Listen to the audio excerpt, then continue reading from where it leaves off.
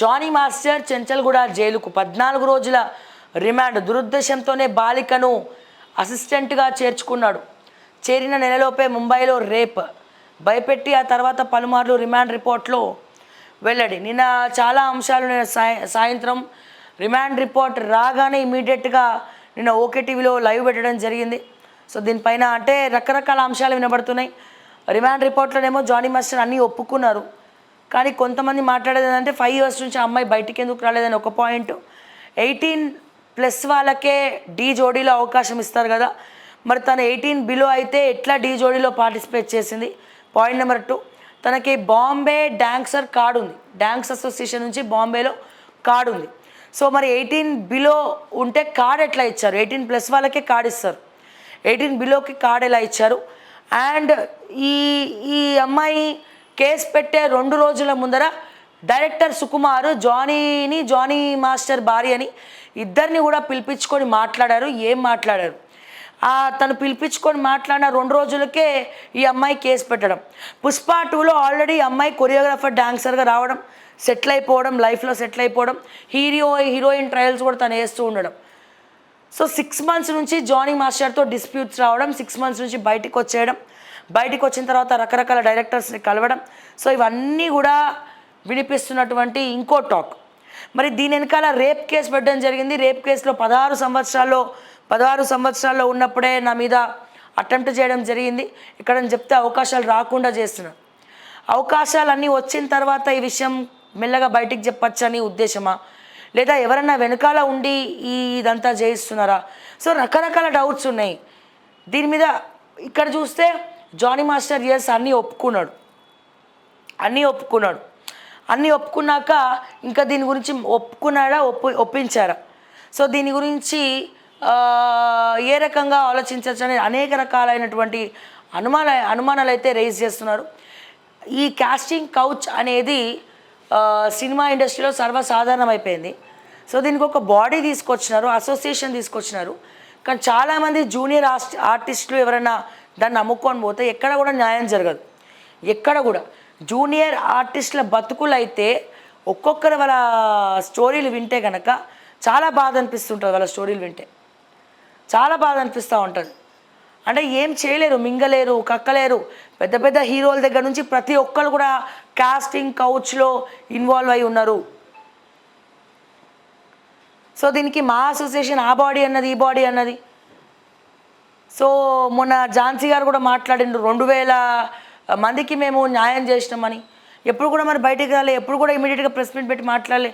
ఇప్పుడు వీళ్ళు ఇమీడియట్గా ఇట్లా కేసు పెట్టడం, అట్లా కేసు పెట్టిన కొద్దిసేపటికే వచ్చి ప్రెస్ మీట్ పెట్టడం, మీటింగ్ పెట్టడం.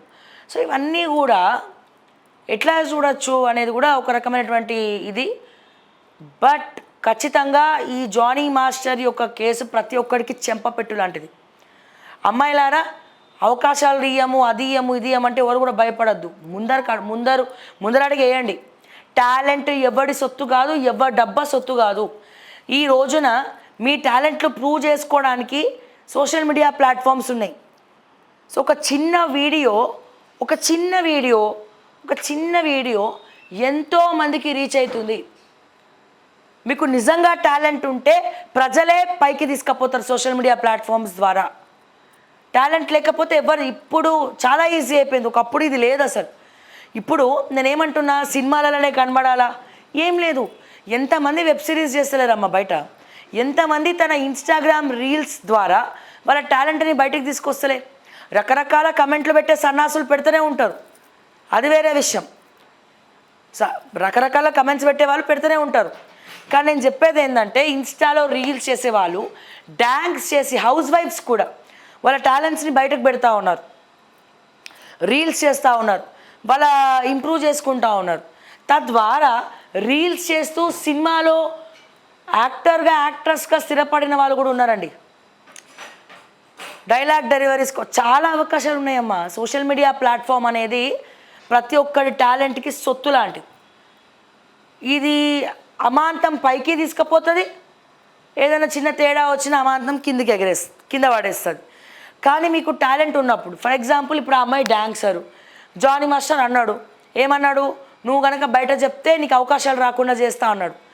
ఇదే అమ్మాయి యూట్యూబ్ ఛానల్ ద్వారానో తన సోషల్ మీడియా ప్లాట్ఫామ్స్ ద్వారా సాంగ్స్ పెట్టుకొని డ్యాన్స్ చేసి చూస్తే కొన్ని లైక్స్, వేల కమెంట్లు, వ్యూవర్షిప్లు ఇవన్నీ వస్తాయి. తద్వారా డ్యాన్స్ షోలకి రెడ్ కార్పెట్ వేసి పిలుస్తారు, అవకాశాలు అమాంతంగా వస్తాయి.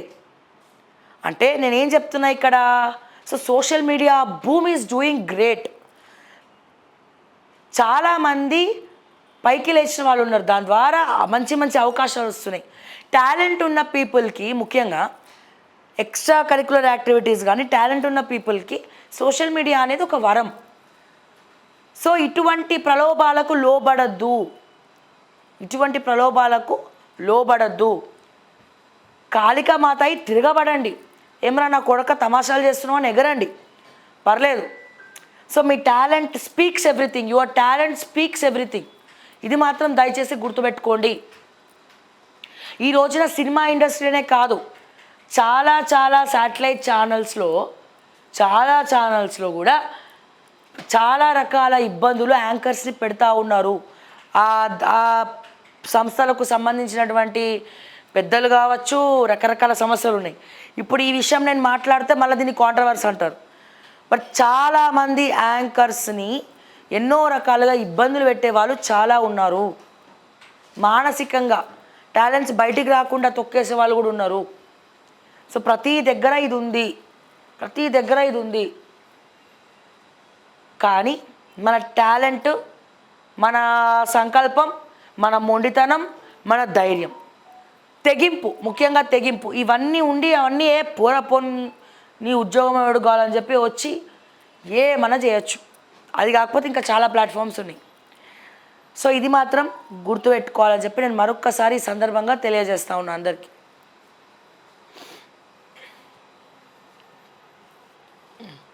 ఎంబీబీఎస్ కౌన్సిలింగ్కు మార్గం సుగమం. వారంలోపే కన్వీనర్ కోటా షురు. సుప్రీంకోర్టు తీర్పుతో ప్రభుత్వ నిర్ణయం. స్థానికతపై రాష్ట్ర విద్యార్థులకు సుప్రీంలో ఊరట. హైకోర్టుకు వెళ్ళిన వారు కౌన్సిలింగ్కు హాజరవ్వచ్చు.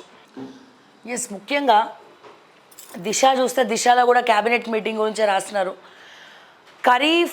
ఇక్కడ చూస్తే ఖరీఫ్ నుంచే సన్నాలకు 500 బోనస్ అట. జనవరి నుంచి రేషన్ ద్వారా సన్నబియ్యం.